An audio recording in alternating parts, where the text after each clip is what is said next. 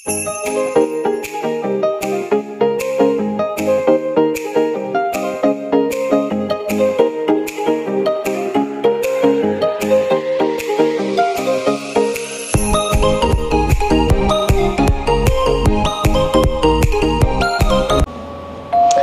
guys! Good morning! Welcome back to my channel. For today's video, gagawa tayo ng tupig.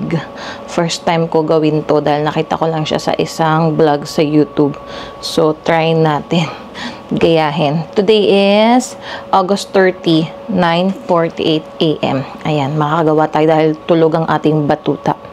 So, ayan guys, papakita ko sa inyo step by step kung paano niya ginawa yung tupig. Ayan. Kung yung dun sa mga hindi nakakaalam kung ano yung tupig, yun yung malagkit. Ang gamit kasi is glutinous rice flour na parang sikat siya na kakanin sa Isabela, sa Pangasinan, or sa Ilocos. Yan. So, favorite ko din yan. Na-miss ko yung tupig, kaya gawa tayo. Tingnan natin kung mape-perfect ko ba or slight hindi.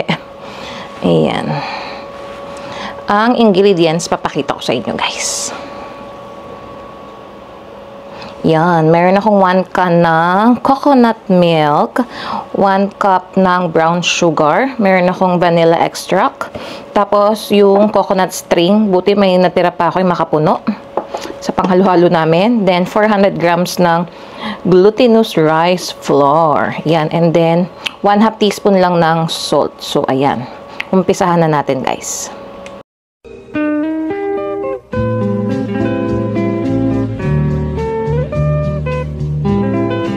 Ayan guys, upo tayo habang minimix natin to. And kung nakita nyo pala kanina, nag-timelapse na ako nung banana leaves.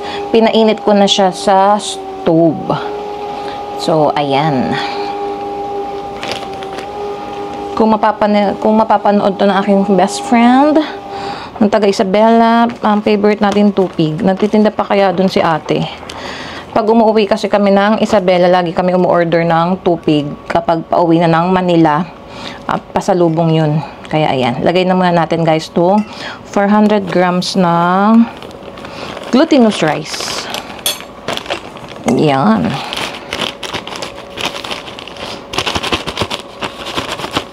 Yung banana leaves nga na yan, parang $2 eh. Sa Pilipinas, di ba, libre lang. Nasa mga bakuran lang yan. Nangunguha ka lang or nanghihingi ka lang sa kapitbahay. Di ba mama sila ni Nang Grace sa backyard nila? Meron silang tanim ng saging. Yun. Kumukuha lang sila doon, nanghihingi. Ayan. So, nalagay na natin yung glutinous rice flour. Lagyan natin ng 1/2 teaspoon ng salt. Ayan. Tansyahin na. 1/2 teaspoon lang naman. So, ayan guys. 1/2 teaspoon ng salt. And then, ilagay na natin tong 1 can ng coconut milk. Ayan. Sayang. Saidin natin tong can. Dami pa yan sa loob eh.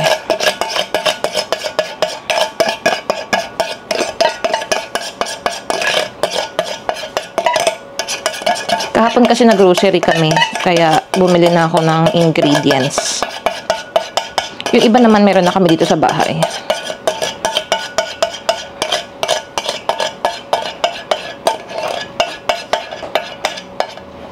Yan. Kunti pa. Parang meron pa tayong masasaid.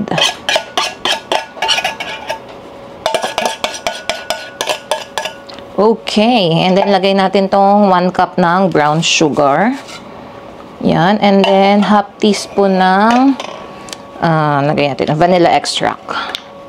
Saan yung ating yan. Tapos, dagdagan na natin ng makapuno. Or kung meron kayo dyan nung frozen. Kasi diba dito sa abroad, wala naman kaming mga fresh. Laging frozen ang aming mga dito binibili.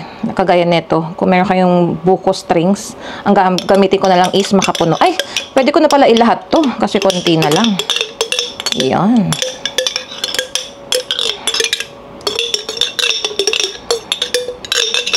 Yan.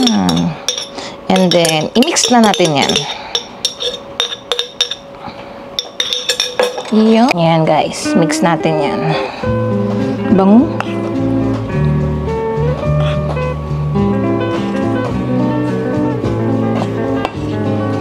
Sana okay to. Tapos lulutuin na lang natin siya sa stove. Parang i-grill na lang natin sa stove kasi meron na kami dito yung parang grill pan. So ayan. Mix muna natin. Parang ang dami din pala niya. Yan. Kumulay siya dahil sa brown sugar. Mix natin yan. Ayan na siya guys. Pinahirapan ko yung sarili ko kasi hindi ako muna mixer.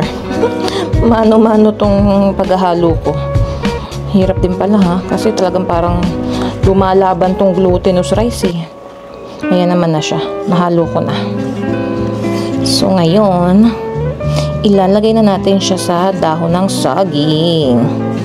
Yan, para pantay-pantay, even ng ating portion. Gagamit ako ng ice cream scoop. Tingnan naman natin mga 2 scoops. Yan. Tingnan natin. Kunin na natin yung ating dahon ng saging. Ayan guys. Nag-melt pala ako ng butter. So, ibabrush natin yan dito sa ating dahon ng saging. Try natin muna. Ito sa... Kasi puputulin ko to eh. Puwa tayo muna na maiksi. Ano ba yung maiksi? Try nga natin to. Itong side ang gamitin natin. So, fold muna natin. Yan. Tapos tayo ay mag-brush. Tignan natin. Tutupain lang naman daw siya sa gilid. Hindi na kailangan itali. Yan. Testing natin.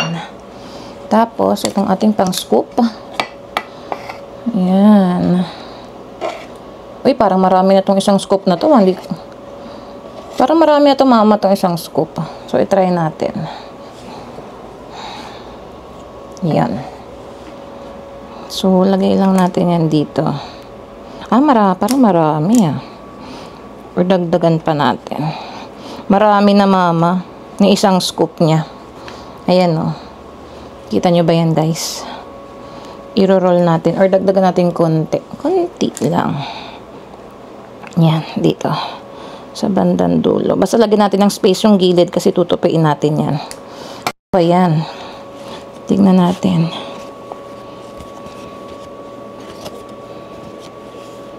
Sa dalawa. So, I think dalawa is good na. Dalawang tupi. And, guntingin natin to. Yan. Pwede pa natin yung i-fold ng ganyan. Kita nyo ba yan? And then, dito sa gilid, fold natin yan. Yan. Para lang mag-close. Sana hindi siya Yan. Medyo makapal dito sa gilid. So, ayan. Na-fold na natin, guys. So, ipaganyan muna natin. Lagyan natin dito sa gilid. Yan. Tapos, mamaya i-grill natin yan. So, another one. Tingnan natin. Or, i-time-lapse ko na lang kayo, guys. Diba?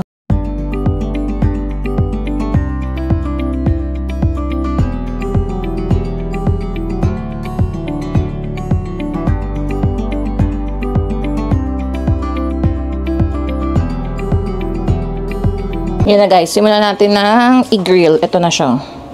Yan. So, each side, 15 to 17 minutes daw. Mag-timer na lang tayo. Yan. Yan si Hili, oh. Nakas-nakas na yan. No more na. Oh, no more. Last one.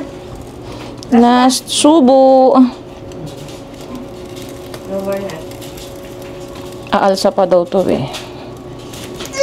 So, dito na natin. Yan, timer natin yan, guys. Last one. 15 to 17 minutes. Ayan na, guys. Naluto na. Nag-grill na natin. Tingnan natin kung successful ba ang ating tupig. Buksan natin yung isa. Hello!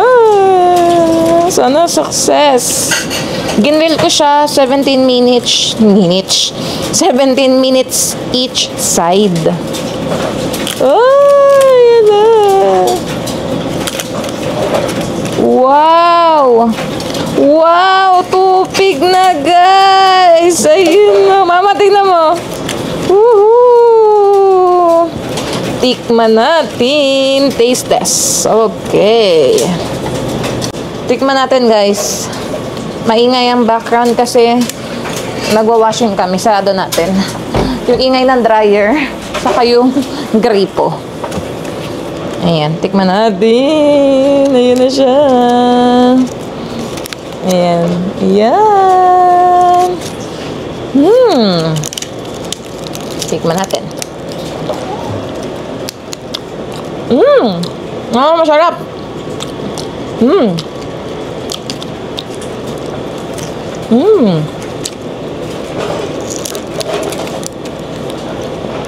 Hindi siya dumikat kasi nga. May butter. Yung butter ako nilagay. Kaya talagang hindi didikit. Ayan, no? Pwede mo nga siyang ipil ng pag ganun eh. Makukuha mo. Oh, diba? Canada version. Tupig. Hindi natin maminis ang tubig kasi pwede na tayong gumawa dito.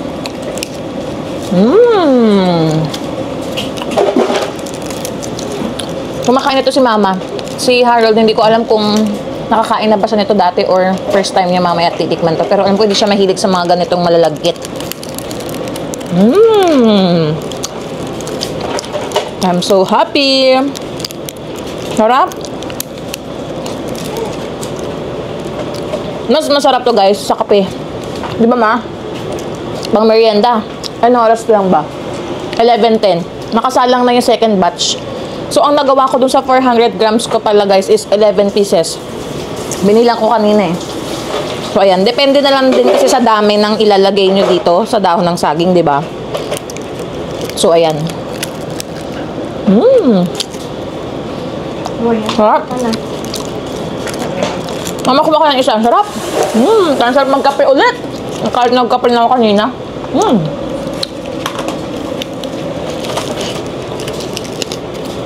See you guys later. Hello, guys! Galing na kaming Costco, guys. Hindi na ako nakapag-vlog doon kasi alam niyo naman kapag Friday, madaming tao, tas traffic. Yung 10 minutes naming drive pa uwi, naging 17 minutes. Ayan. Nandito na kami sa bahay. Mag-Costco haul na lang kami ni Hailey.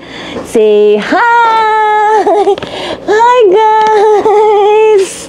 Ayan. Umpisa natin sa Costco chicken. Yan ang daw ang dinner namin today. Yan. And then, ito bago to, binili namin. Ajinomoto Japanese style gyoza. Yan, guys, oh. Yan. Nakita namin yan. First time namin yan tikman. Magkano nga ba yan? Gyoza. Oh, $19.99. Tapos, bumili kaming vitamins. Ito sa akin. Sila meron pa kasi. Gummies yan. Tapos, vitamin C kasi naubusan na kami. And then, to favorite na rin namin tong Kirkland Basil Pesto. Madali lang to, guys. So, kasi, magbo-boil ka lang ng pasta mo, tapos ilagay mo to. Okay na. And then, yung kay Hailey na D-drops niya, vitamin D. Bumili na kami. Pang backup na yan. Pero meron pa naman siya. Tapos ito, favorite na rin namin to sa Costco. Korean-inspired beef stir-fry noodles. Masarap to, guys. Highly recommend. Binao namin to sa camping. Buti hindi to natangay ng bear kasi nasa unahan lang din siya. So, ayan. Masarap to. Magkano nga ba yan? Parang, tingnan natin. $19.79 pala, guys. Ayan. And then, bumuli kami ng snacks ni Hailey. Gerber. Yan, kapag lalabas kami, at least ito, easy baunin. Pero meron siyang lagayan din itong Gerber na snacks. Pops. Yan. So, ayan. Bumili kami kay Hailey. $9 yan. Tapos ito kay Harold sa kotse. Bumili na siya itong 80 pieces ng reusable na rugs. Ayan. grab a rug. And then, binila namin si Hailey ng damit. Hailey, look pang 12 months. Yan, pantulog yan. Hailey, look wow, nice. Nice. Laban muna natin. Dalawa yan, guys. Tapos ito, yung pink. Yan. Parang mahaba pa nga sa kanya, pero okay lang yan. Para may allowance. Medyo matagal na rin yung magagamit. Ay, you like it? Ay, ganda. Mama, ang ganda, oh. Dalawang ganito, pantulog. Yeah. Mahaba. Ayan, tapos bumili na kami ng dalawang tubig ni Hailey. Yun lang naman, guys. Ang aming binili sa Costco. Nabudol na naman tayo. Sabi ko kanina, tubig lang ang bibilin eh. May mga nakuha na naman tayo. 162 and 41. Aming bill today sa Costco. Tapos nag-order lang din naman kami ng pagkain namin. $7 lang naman siya. Putin saka isang root beer. Naubos na namin dahil nagutom ako. That's it. That's it for our vlog today. Yes. Close open nga. Show the guys. Close open. Close open. Close open. Ay, where's the close open? Close open. Close open. Wow. Mwah. Did you say happy Friday, guys?